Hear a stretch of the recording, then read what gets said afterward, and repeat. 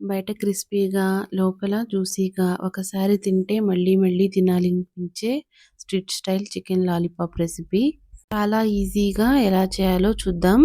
ముందుగా చికెన్ వింగ్స్ని ఇలా lollipop షేప్లోకి cut చేసి తీసుకోవాలి. షాప్లో చెప్తే వాళ్ళే చేసిస్తారు.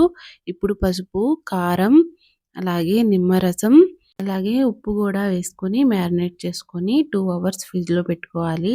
2 అవర్స్ తర్వాత ధనియా పౌడర్, అలాగే జీలకర్ర పౌడర్, అలాగే గరం మసాలా, చికెన్ మసాలా, అలాగే తరిగిన ఒక స్పూను పచ్చిమిర్చి, తరిగిన ఒక స్పూను కరివేపాకు వేసుకొని మిక్స్ చేసుకోవాలి.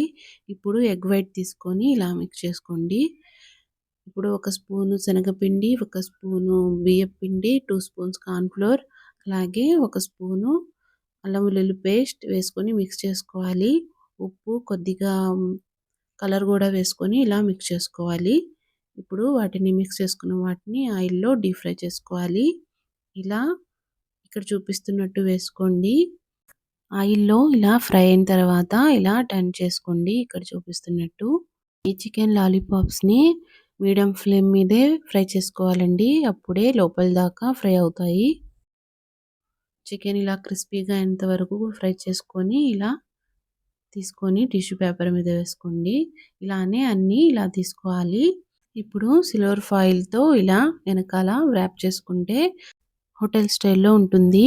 Crunchy chicken lollipops ready. Try చేసి ఎలా వచ్చిందో కామెంట్‌లో చెప్పండి. లైక్, షేర్ అండ్ సబ్స్క్రైబ్ చేయండి. ఇంకా సూపర్ రెసిపీస్ త్వరలో వస్తాయి. Thank you for watching.